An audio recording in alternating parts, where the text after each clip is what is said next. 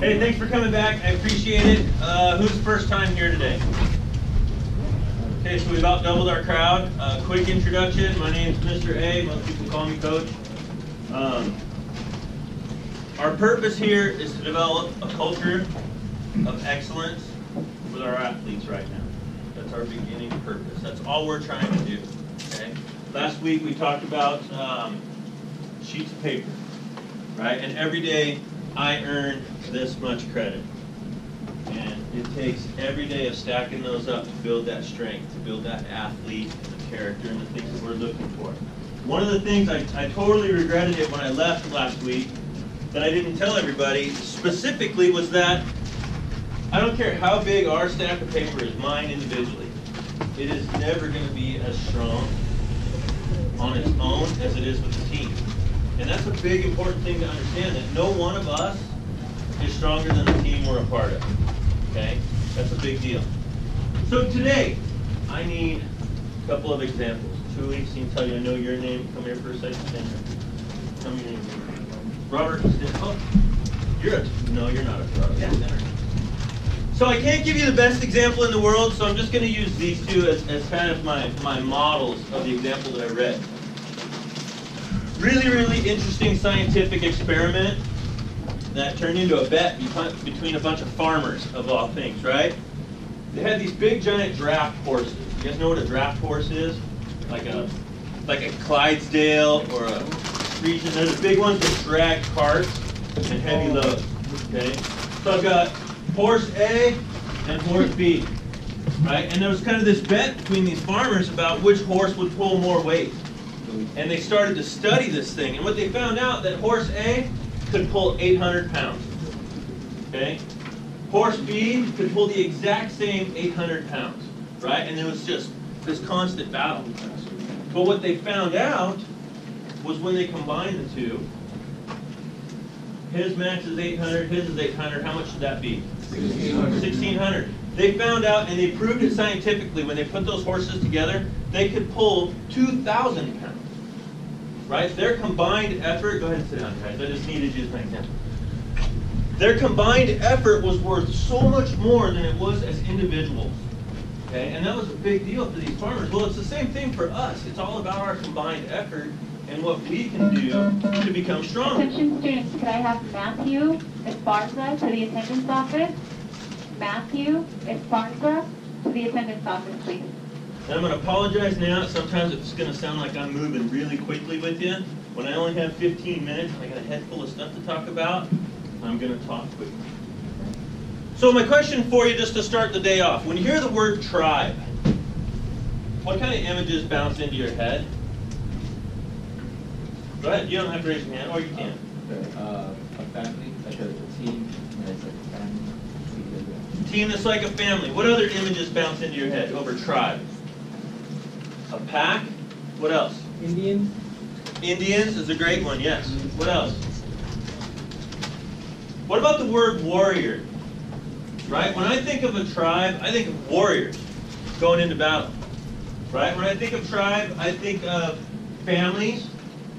I think of elders. I think of support and love.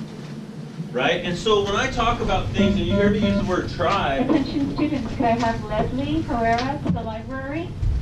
Leslie Herrera. I truly want to separate groups, teams, and tribes. Right? This is my goal, and you guys saw it on the board last week. I want to create a tribal feel in every part of my life that I can, right? Groups are great. A lot of times in your classes, you're working in a group. You don't really know the people, but it's something you kind of have to be doing together. And let's see what we can do to get it done, right? And a lot of teams we've been a part of, they're solid, they're fun. A bunch of individual athletes come together and try to work together toward a goal, okay? But then you've got tribes, right? Tribes are going to the Super Bowl this weekend, right? Tribes are going to the NBA championship. They're going to the U.S. Olympics. Tribes are that next level, and that's what we're really going to start searching for. One of my examples of tribe, and I like to look outside of sports, right? My favorite example of tribe is the Navy SEALs. Okay, I've got a A friend that I grew up with, he's an operator in the Navy, he's done some pretty heavy-hitted stuff. When you look at the way those guys work together as a team, it goes so much further than just a group of individuals with talent. Those guys build each other up because they know when things go bad, I need this guy to be as strong as possible, and I need this guy to be as strong as possible. Because when things go bad, we got to do this together. There's no individual effort above and beyond the team.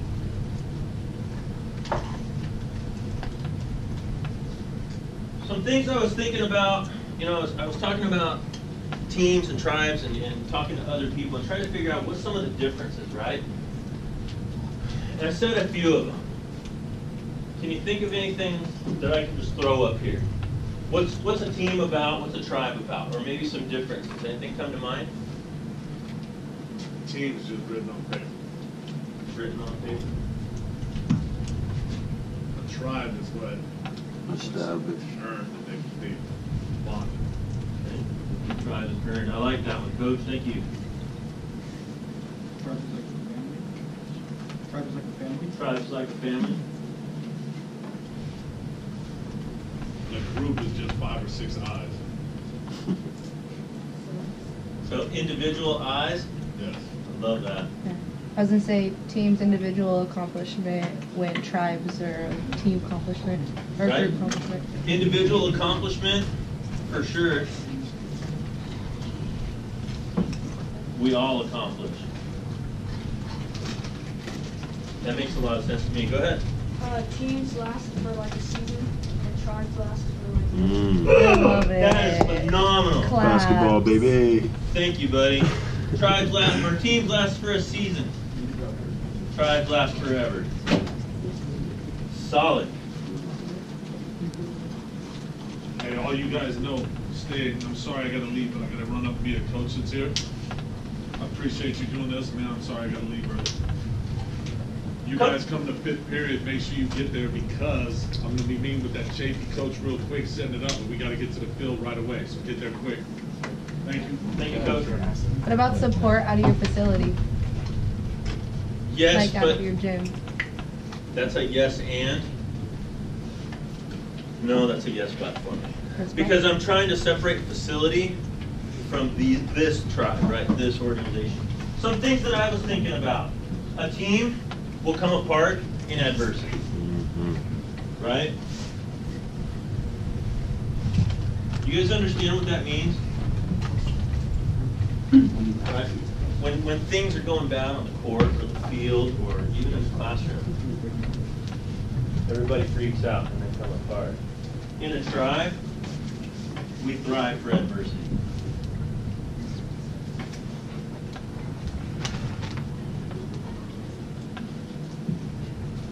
On a team, and I've seen this here with people in this room, on a team, individuals are jealous of others' growth.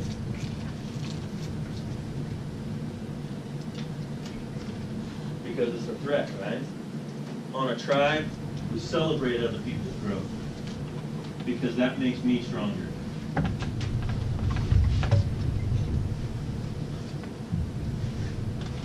One of the biggest ones, and you're leaders, and I can't say it enough. On a team, vulnerability is seen as weakness.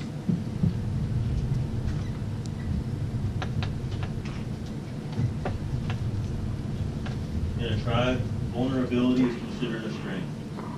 What do you mean by vulnerability? Thank you for asking that. I think that vulnerability shows up in a lot of different ways. To me, the idea of vulnerability is having a willingness to do something whether I know I'm going to succeed or not. A desire to try something whether I'm going to succeed or not. So being a leader is an incredibly vulnerable position, especially in high school. Sometimes it's hard to be that person that stands up and goes, hey, this is what we need to be doing. Right? It's tough. When it's cool to pshaw or it's not cool, right? When you're the leader, you leave yourself open to ridicule, and I think that's a form of vulnerability. Right? In a tribe, we see that. When I come in, I'm having a rough day, and I've got to look at my my brothers and sisters, and please, you're going to hear me use the word brother a lot. Ladies, don't take offense to that, I promise. I'm a girls' coach most of my life, so I understand the gender differences. But if I'm having a rough day in a tribe, I can walk in and go, man, I'm having a rough day. It's tough. I'm not the meanest man in the room. I'm not the strongest person here. I don't know the playbook better than anybody else. And in a tribe, that vulnerability is going to be somebody else stepping up with me and going, hey, I got your back, man. What can we do to help you out? How does my strength help you become better today? Because I know someday soon it's going to happen to him, and I'm going to have my chance to pick him up. Right? Rising tide raises all boats. As we all get better, as individuals get better and stronger, we all get better. Vulnerability is going to be a tough one, right? I would hope that everybody here wants to take a leadership role and has that willingness to be vulnerable occasionally. Go, hey man, I'm having a tough time, or hey, I want to stand up for something that is bigger than myself.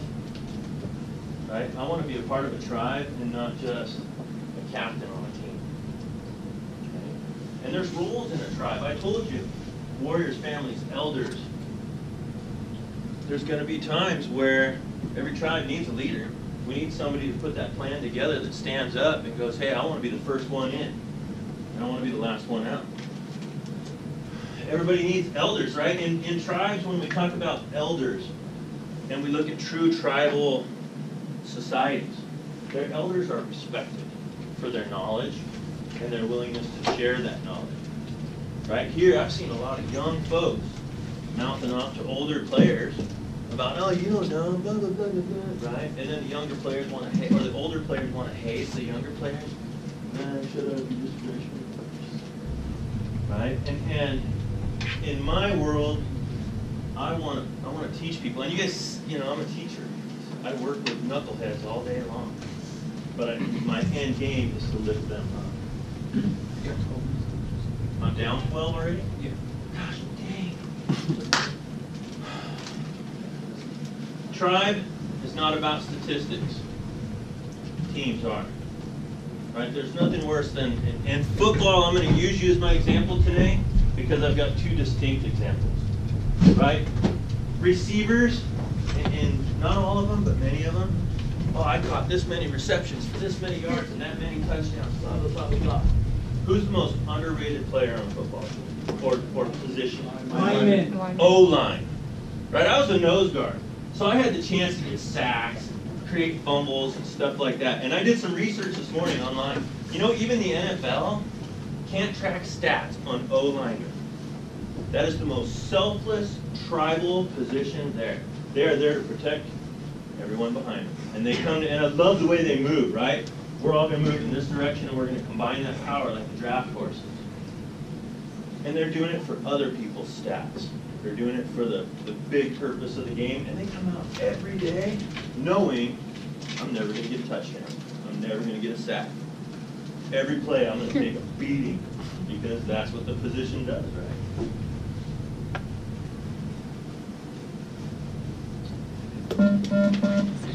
Attention students, can I have Albert Lopez to room P9? Albert Lopez So- to room P9. Again, just the beginning. I bring this up for a reason. We're Hesperia High School. Okay, I've been here a long time. I've seen a lot of programs run through here, and I've seen a lot of other programs around us. We, as a tribe, have got to work on our strengths, right? We talk about that stack of paper. And other programs pull in maybe big marquee players, big names, big stats. And so they got one player that's got a stack like this and maybe a few small ones, right? That's not who we are. What's our strength? Our strength, when you ask people around this campus, is that we're a family, more than any other school. And that means if we're a family, it takes every one of our contributions, right? We've got to build on all of our little strengths and bring them together as a tribe, right? And those combined powers are what our strength is. Our strength doesn't come from popping off to each other and putting younger players down and making fun of the guy who can't lift as much. Our strength is going to come from pooling all of this and pushing it forward. That's where our power is. Okay? I wanted to give you some daily examples, right? The weightlifting thing, I think, is a perfect example. As someone in a tribe, with my brother that I work out with, if he can't make his lift for the day, I've got two choices. You suck. You're soft, right? Or, brother, I got you. Let's get that last rep. Give me every bit you got because I need you strong with me. Right? And hopefully he's doing the same thing for me. Man, let's get that last rep. Let's get that extra 2 pounds. Let's get that another 5 miles on our ride just to build us up that much more together. Okay? I'm running out of time. It's a fast 15 minutes. I would love if you'd spend this week thinking about the differences between a tribe and a team and what that looks like as action on a daily basis. And then think about vulnerability. Sir, go.